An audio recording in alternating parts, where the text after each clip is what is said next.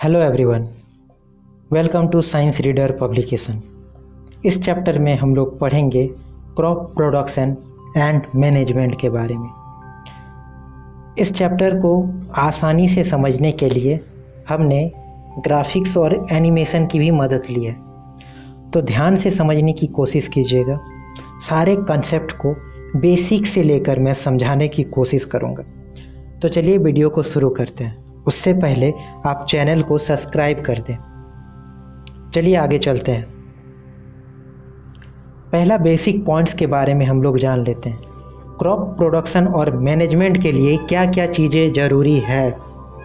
जैसे सबसे पहले प्रिपरेशन ऑफ ए सॉयल, मिट्टी को तैयार किया जाता है क्रॉप्स उगाने के लिए, फसल उगाने के लिए। फिर बोया जाता है, बीज बोया जाता है मिट्टी में। फिर उसमें फर्टिलाइज़र ऐड करना होता है, उसमें सिंचाई करना होता है जिसे इरिगेशन बोलते हैं। फिर खरपतवार को निकाला जाता है, कटाई करना। फिर कटाई करने के बाद जो खाने योग्य पदार्थ होते हैं उसको, उस फसल को अलग करना। फिर उसको आगे भविष्य में खाया जाए या स्टोर करके रखने के लिए सुरक्षित ढंग से स्टोर करके रखना। ये सारे बेसिक पॉइंट है क्रॉप प्रोडक्शन के बारे में सीखने के लिए। ये सारी चीज़ों को हम लोग बारी बारी से सीखेंगे। तो पहली स्लाइड में है क्रॉप्स के बारे में। क्रॉप्स कहते किसको है उसे जान लेते हैं। Plant of the same kind that are a grow and cultivated as the source of a food in a large cultivable land is called crops. Crops मतलब फसल किसी बड़े पैमाने पर, किसी बड़े ज़मीन के टुकड़े में हम लोग खाने के लिए उगाते हैं। उसमें एक ही प्रकार के बीज बोए जाते हैं, सेम काइंड्स ऑफ प्लांट्स होते हैं उसमें, तो उस चीज़ को हम लोग क्रॉप्स कहते हैं। मेनली क्रॉप्स दो टाइप के होते हैं, जिसको हम लोग रबी क्रॉप्स और खरीफ क्रॉप्स के बारे में जानते हैं। रबी क्रॉप्स किसे कहते हैं और खरीफ क्रॉप्स किसे कहते हैं। Rabi crops which are a grow in the winter season from October to March are called rabi crops. इसमें होता है वीट्स मतलब गेहूँ, ग्राम्स मतलब चना, पोटैटो मतलब आलू, ओट्स और सरसों। ये सारे जो खाने योग्य पदार्थ होते हैं वो रबी क्रॉप्स में आते हैं। और वही बोया जाता है खरीफ फसल को जुलाई से अक्टूबर के मंथ के बीच। जुलाई से अक्टूबर के मंथ के बीच इसको बोया जाता है। ये रेनी सीजन में होता है। जैसे पेडी हो गया, सोयाबीन हो गया, कॉटन हो गया, ये सब के लिए, जैसे बादाम हो गया, ये सब जो खरीफ फसल है उसको रेनी सीजन में बोया जाता है, क्योंकि इसको उगने के लिए पानी बहुत ज़रूरी होता है। बिना ज़्यादा रेन के, बिना ज़्यादा बारिश के ये सारे पौधे उगाए नहीं जा सकते। इसीलिए खरीफ फसल को बारिश के मौसम में और रबी फसल को अक्टूबर से मार्च के महीने के बीच उगाए जाते हैं। तो हमने क्रॉप्स के बारे में जाना, क्रॉप्स के कितने तरीके होते हैं, मतलब टाइप्स होते हैं, उसके बारे में जाना। अब नेक्स्ट स्लाइड की ओर चलते हैं कि हम लोग मिट्टी को तैयार कैसे करते हैं। जो बीज बोएंगे मिट्टी में, क्रॉप्स उगाएंगे, क्रॉप्स उगाने के लिए जो तरीके होते हैं उसमें सबसे पहला स्टेप होता है मिट्टी को तैयार करना। ठीक है, तो मिट्टी को तैयार कैसे करेंगे। तो preparation of soil is the first step in a cultivating crops for food production.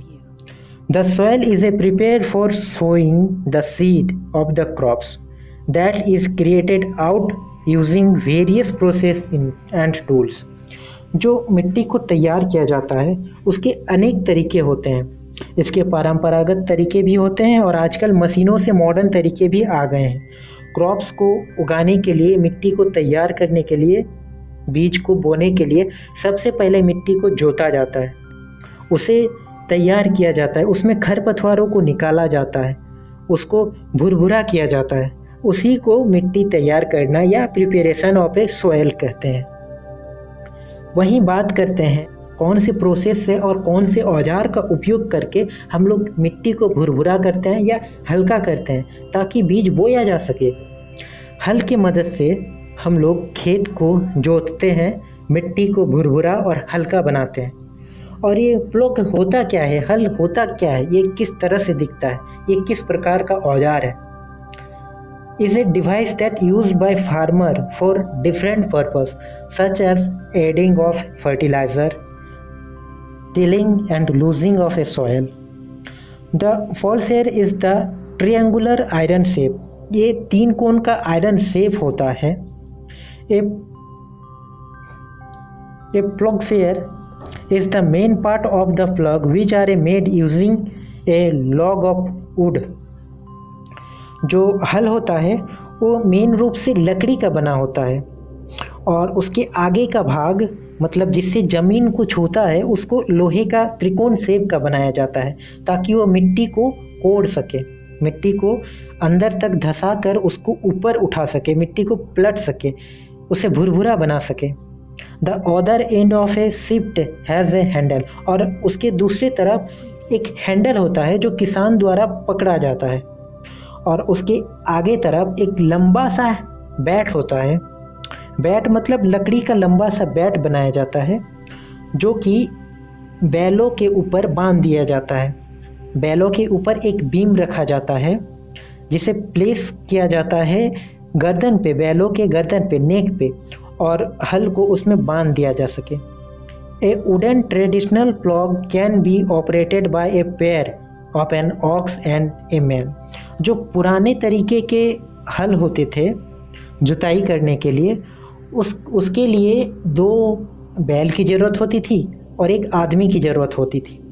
इस तरह आप देख सकते हो फिगर में, एक आदमी जो हैंडल को पकड़ा हुआ है और ये जो तीन कोण का भाग होता है जो लोहे का बना होता है, हल के ऊपर इसको फिक्स किया जाता है। वो मिट्टी को कोड़ने का काम करता है, उसे ऊपर उठाने का काम करता है ताकि मिट्टी भुरभुरा हो सके, उसमें बीज बोया जा सके। और ये जो है ये बीम है जिसमें हल को बांधा जाता है। ये जो हैंडल है, ये जो लंबा सा हैंडल आपको दिख रहा है, उसको बांधा जाता है। इसमें गर्दन में जो दोनों गर्दन होते हैं दो बैल की, एक पेयर ऑफ ऑक्स का जो होता है उसमें बांध दिया जाता है ताकि सही रूप से बैल इसको खींच सके और मिट्टी को तैयार करने में मददगार साबित हो सके। कल्टीवेटर का उपयोग भी इसमें किया जाता है। ये कल्टीवेटर है क्या? A cultivator is attached to the tractor and help is loosing soil. Cultivator जो होता है उसको ट्रैक्टर से जोड़ दिया जा सकता है और उसी तरह जिस तरह से आदमी द्वारा पुराने तरीके से ट्रेडिशनल मेथड से खेत की जुताई किया जाता था, उसी तरह अब मॉडर्न तरीके से ट्रैक्टर की सहायता से खेत को जोता जा सकता है। इस तरह का कल्टीवेटर होता है जो मिट्टी में धंसा दिया जाता है और ट्रैक्टर द्वारा उसको खींचा जाता है, जो कि आदमी से पहले फास्टर काम करता है और इसमें समय और एनर्जी दोनों बचता है। किसी लार्ज अमाउंट में, किसी ज़मीन के बड़े से टुकड़ों में इस काम को करने के लिए कल्टीवेटर की ज़रूरत होती ही होती है, क्योंकि एक अकेला आदमी ज़्यादा काम नहीं कर सकता, वो थक जाएगा। इसीलिए आजकल बड़े इलाकों में खेती करने के लिए मशीन का यूज़ किया जाता है, उसमें से एक कल्टीवेटर है। आगे की ओर बात करें हम लोग तो जानेंगे कि बुआई कैसे होता है।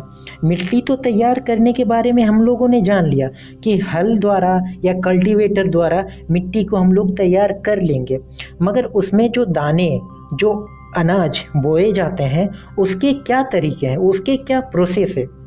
देखिए, अगर हमें धान को रोपना है तो उसके लिए ज़्यादा बारिश की ज़रूरत होती है, इसीलिए ज़मीन में अगर ज़्यादा पानी नहीं होगा तो हम लोग धान को नहीं रोप सकते हैं। वहीं बात करें ग्रेन्स की, अनाज की, तो उसके लिए नमी युक्त मिट्टी की ज़रूरत होती है, ज़्यादा बारिश की ज़रूरत नहीं होती है। तो इसको कल्टीवेटर से तैयार करने के बाद ग्रेन्स को नमी युक्त मिट्टी में बोया जाता है हाथ से, और धान को बोने के लिए बारिश के मौसम में खेत को तैयार करके एक एक धान को हाथ से रोपा जाता है। एक एक धान नहीं होता है, धानों का गुच्छा होता है, धान के पौधे का गुच्छा होता है, धान के बीज नहीं होते हैं। धान के बीज को कहीं और उगाए जाते हैं, नर्सरी में या कहीं और ज़मीन के छोटे से टुकड़ों में एक साथ धान को उगाया जाता है। आगे हम लोग इसी वीडियो में पढ़ेंगे कि नर्सरी है क्या। उसको उगाए जाते हैं धान को, उसके बाद उसको खेत में ठीक से तैयार करके, खेत को ठीक से तैयार करके जब उसमें बारिश होती है और पानी होता है तो उसको रोपा जाता है। वहीं नमी युक्त जगह पे हम लोग रोपते हैं किसको? ग्रेन्स को, अनाज को, जैसे सोयाबीन वगैरह को हम लोग रोपते हैं नमी युक्त जगह पे और उसकी सिंचाई समय समय पर की जाती है। तो इसी को बुआई कहते हैं। बुआई जानने के बाद हम लोग किस तरह के बीज को बोएंगे उसके बारे में जान लेते हैं। क्या हम लोग जैसे मन वैसे बीज को बो देंगे? नहीं, बिल्कुल नहीं। हम लोग अच्छे क्वालिटी ऑफ सीड्स को ही बोएंगे। जो सीड्स अच्छे होंगे, जो सीड्स अधिक से अधिक अनाज पैदावार कर सकता है, उसी क्वालिटी की सीड्स को हम लोग बोएंगे। तो उसकी जांच हम लोग कैसे कर सकते हैं? हम लोग कैसे जानेंगे कि कौन से बीज अच्छे हैं और कौन से बीज खराब है? इसका एक बेसिक मेथड है, आप घर में भी इसका उपयोग कर सकते हैं। जैसे क्वालिटी ऑफ सीड को जानने के लिए ये एक इम्पॉर्टेंट फैक्टर है, ठीक है। तो इसको जानने के लिए आप घर में ही 1 गिलास पानी लीजिए और 1 गिलास पानी के लेने के बाद आप अनाज के, कोई सा भी अनाज, जैसे घर में तो गेहूं आपके आसानी से मिल जाएंगे, तो आप 1 मुट्ठी गेहूं लीजिए और 1 गिलास वाटर लीजिए।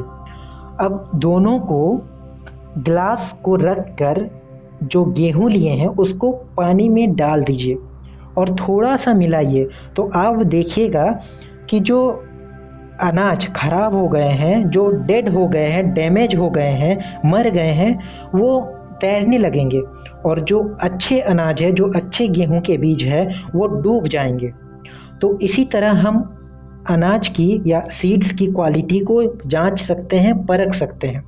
तो किसानों को अच्छे पैदावार करने के लिए, अच्छा उपज उगाने के लिए उसकी सीड्स को चुनना बेहद ज़रूरी होता है। वो इम्पोर्टेंट एक फैक्टर होता है जिसके कारण फसल की पैदावार ज़्यादा से ज़्यादा हो सके। तो इसीलिए सीड की क्वालिटी को चुनना बहुत ही ज़रूरी होता है। तो आप जान गए अब कि सीड्स को कैसे चुन सकते हैं, किस तरीके से आप सीड्स को, अच्छे सीड्स को निकाल सकते हैं। अब अच्छे सीड्स को निकालना आप जान गए हो, मिट्टी में बोना आपको पता चल गया है। तो आगे जानते हैं कि अब इसको बोने के लिए या इसको और आगे तरीके क्या है, क्या ट्रेडिशनल टूल्स है जिसकी सहायता से हम इसकी देख रेख कर सकते हैं। तो पहले जब अभी जो मॉडर्न युग में ट्रैक्टर और भारी भारी मशीनों का यूज़ किया जा रहा है, वहीं पहले ज़माने में मशीनरी नहीं थे। तो उस समय में क्या किया जाता था? उस समय ट्रेडिशनल तरीके से खेती किया जाता था और ट्रेडिशनल टूल्स का यूज़ किया जाता था। जैसे कुदाली का यूज़ किया जाता था, हंसुआ का यूज़ किया जाता था, इस तरह के हल का यूज़ किया जाता था। आजकल तो ट्रैक्टर का यूज़ और मशीन का यूज़ किया जाता है, मगर पुराने ज़माने में किसान अपने हाथों से कुदाली, ट्रैक्टर वगैरह का यूज़ करते थे। वो ट्रेडिशनल तरीके होते थे। जैसे आप फिगर में देख सकते हो, यही जो आदमी हाथ से कुदाली का यूज़ करके, जिसको बेलचा भी बोलते हैं, मिट्टी को कोड़ रहे हैं, मिट्टी को सॉफ्ट बना रहे हैं, वहीं पहले के ज़माने में इस तरह से काम किया जाता था। वहीं आज छोटे छोटे से लेकर बड़े बड़े मशीन तक आ गया है। छोटे से ज़मीन पर खेती करो या बड़े लार्ज अमाउंट ऑफ प्लेस में खेती करो, आपको मशीन अवेलेबल हो जाएंगे जिसमें एनर्जी भी बचता है और टाइम भी बचता है, फास्टर काम होता है ट्रेडिशनल तरीक़ों से।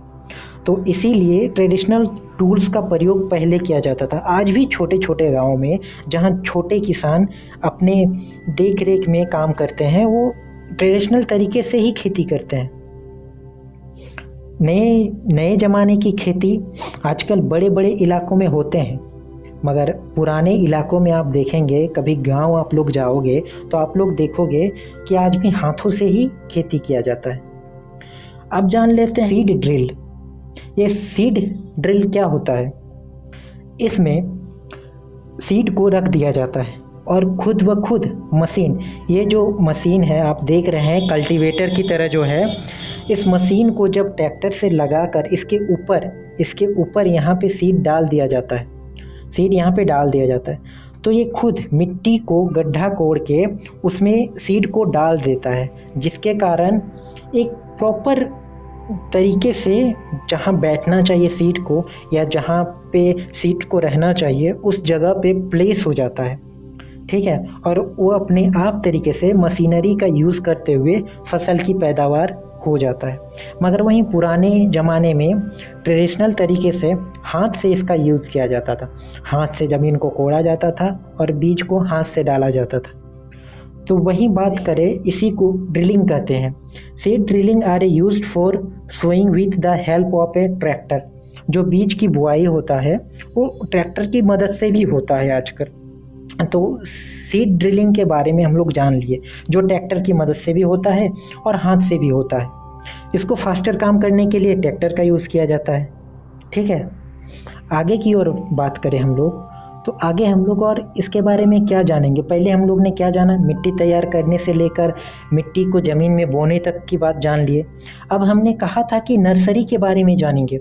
नर्सरी होता क्या है, जो धान के पौधे होते हैं उसको, धान के पौधे को यूं ही बिखेर नहीं दिया जाता है, उसको नर्सरी में या छोटे ज़मीन के टुकड़ों में एक साथ उगाए जाते हैं एक लिमिटेड टाइम तक। उसके बाद उसको उठाकर फिर खेत में बोया जाता है।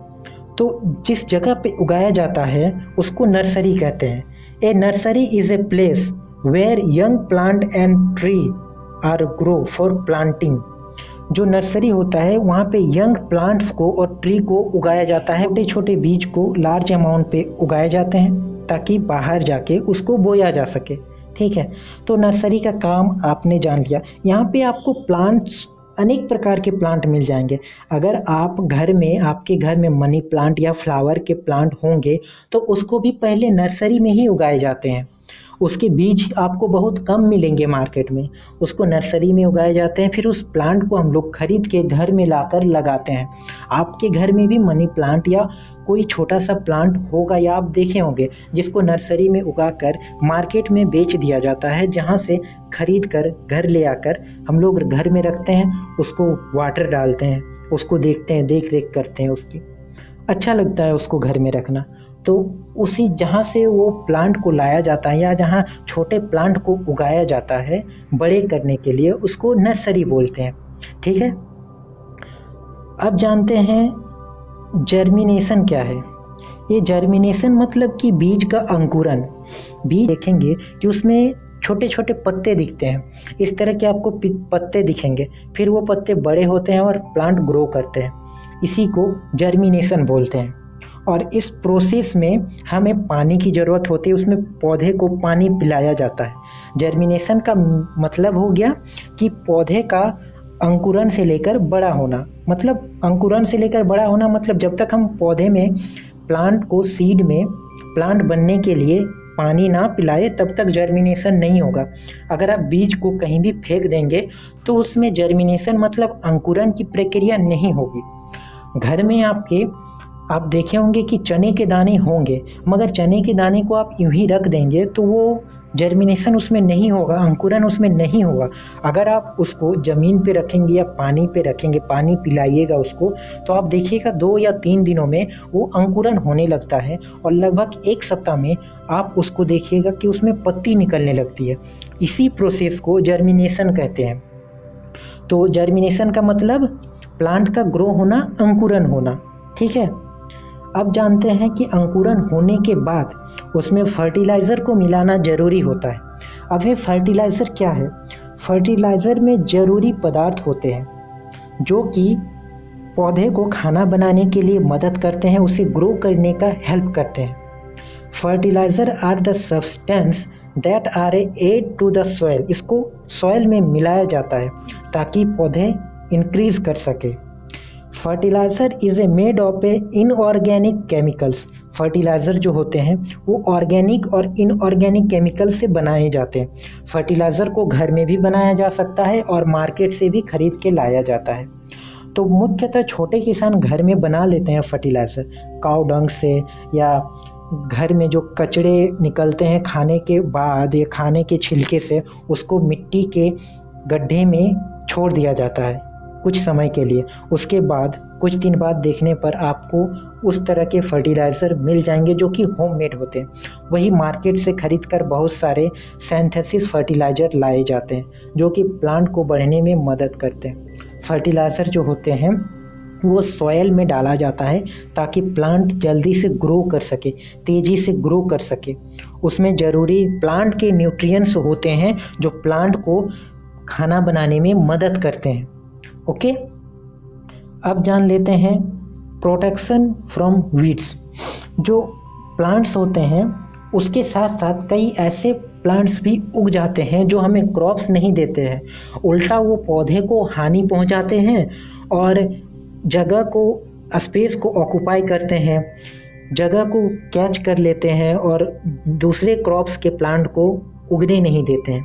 वहाँ के वाटर को वो खुद ले लेते हैं और जो हमारे लिए ज़रूरी क्रॉप्स है उसको वाटर नहीं देते हैं या उसको वाटर प्रॉपर रूप से मिल नहीं पाते हैं। उसको हटाना ज़रूरी हो जाता है और उसको हटाने की प्रक्रिया को वीड्स कहते हैं, मतलब खरपतवार को हटाना ही। और उसके भी ट्रेडिशनल तरीके हैं और मॉडर्न तरीके भी हैं।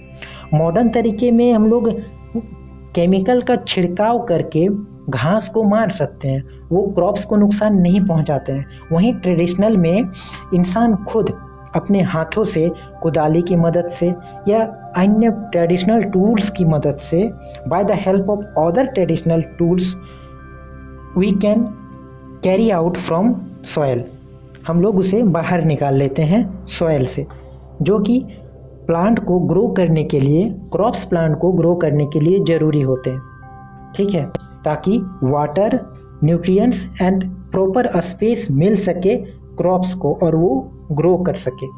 जो कि क्रॉप्स के साथ उगते हैं उसको हटा देना वही वीड्स हैं, उसी को खरपतवार बोलते हैं, जो ज़रूरी नहीं होते हैं हमारे लिए, पौधे के लिए ज़रूरी नहीं होते हैं, जो हमें अनाज नहीं देते हैं, पौधे के साथ उग जाते हैं, उसी को खरपतवार के नाम से जानते हैं। अब जान लेते हैं हार्वेस्टिंग के बारे में। हमने जान लिया बेसिक पॉइंट में मिट्टी को तैयार करना जाना, कब मिट्टी में प्लांट को डालना है या बीज को कब डालना है उसके बारे में जाना। स्टेप बाय स्टेप हम लोग जानते हुए, इस जर्नी को कंप्लीट करते हुए हम लोग अब पहुंच गए हैं जब फसल तैयार होता है। फसल तैयार होने के बाद हम लोग फसल को खेत में तो छोड़ नहीं सकते, बिल्कुल नहीं छोड़ेंगे खेत में। अगर खेत में छोड़ दिए तो उगाने का मतलब ही क्या बना। इसीलिए उसकी कटाई करना ज़रूरी हो जाता है।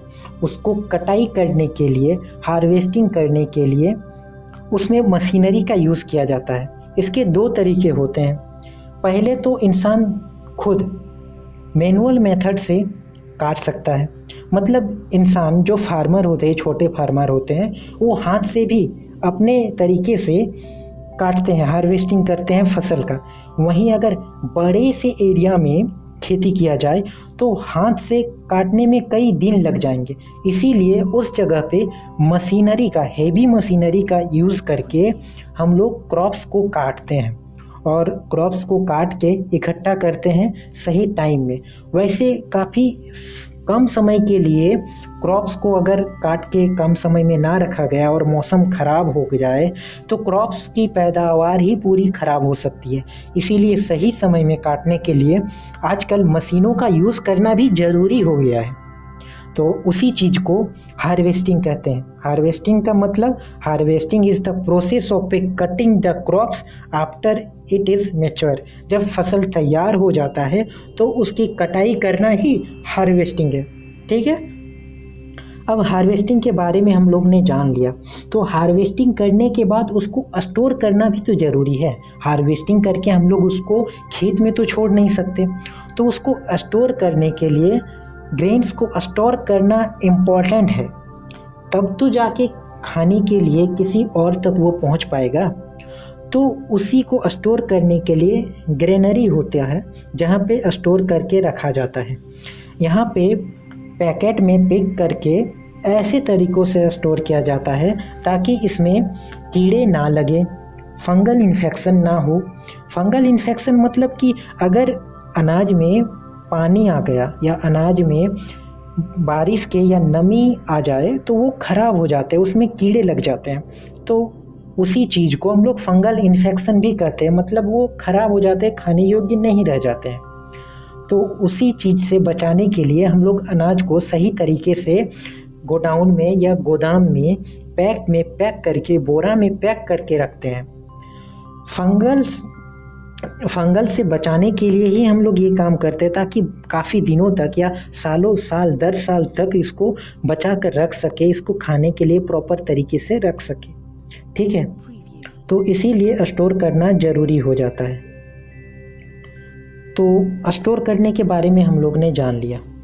प्लांट के बारे में जाना, प्लांट का जब बोते हैं वहाँ से लेकर स्टोर करने तक का जर्नी हमने कर लिया।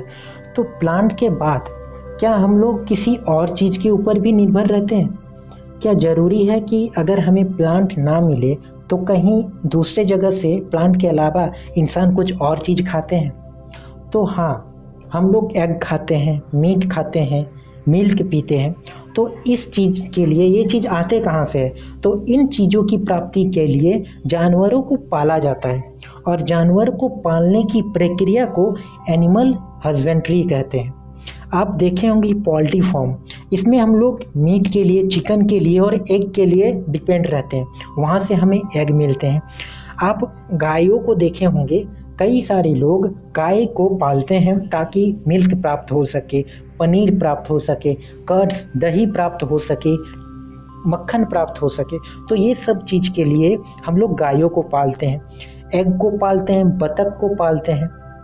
एग को पालते नहीं है, बतख से एग प्राप्त करते हैं और मुर्गियों से एग प्राप्त करते हैं। वहीं हम लोग कॉटन अगर हमें प्राप्त करना रहे तो जानवर से हम लोग कॉटन भी मिलता है। अब कैसे जानवर से कॉटन मिलता है? आप देख रहे हैं पिक्चर में, ये भेड़िया है। इन भेड़ियों से जब इनके बाल बड़े बड़े हो जाते हैं तब इसको काट कर ऊन बनाया जाता है, और इसका उपयोग कपड़ा बनाने के लिए या ऊनी वस्त्र बनाने के लिए, गर्मी के दिनों में आप ऊनी वस्त्र पहने होंगे तो उसको बनाने के लिए उपयोग किया जाता है। तो इन्हीं चीज़ों के लिए जानवरों को पाला जाता है, और जानवर पालने की प्रक्रिया को क्या कहते हैं? एनिमल हस्बेंड्री कहते हैं। तो इस तरह से इस चैप्टर में जितने सारे पॉइंट थे वो छोटे छोटे पॉइंट में इजी वे में हमने शॉर्ट ऑफ टाइम में, काफ़ी कम समय में आपको सारे कंसेप्ट समझा दिए हैं। अब इस चैप्टर के सारे क्वेश्चन आंसर आप ओरली कर पाएंगे, आप एग्ज़ाम में प्रॉपर ढंग से लिख पाएंगे। आप सारे कंसेप्ट आप समझ लिए हैं, तो आपको ये पता है अब कि बीज की बुआई से लेकर मिट्टी तैयार करने से लेकर अंकुरन होने तक का, और फसल तैयार कब होते हैं और उसको स्टोर कैसे किया जाता है, ये सारे प्रोसेस को जानने के बाद आप एग्ज़ाम में वो सारे क्वेश्चन के जवाब लिख सकते हैं जो पूछे जाएंगे इस चैप्टर से। तो इस चैप्टर के सारे कंसेप्ट यहीं होते हैं ख़त्म। इसके क्वेश्चन आंसर का वीडियो भी जल्द ही मैं अपलोड कर दूंगा, उसके लिए आप थोड़ा सा वेट कीजिए। तब तक आप इस चैनल को सब्सक्राइब कीजिए, शेयर कीजिए और लाइक कीजिए।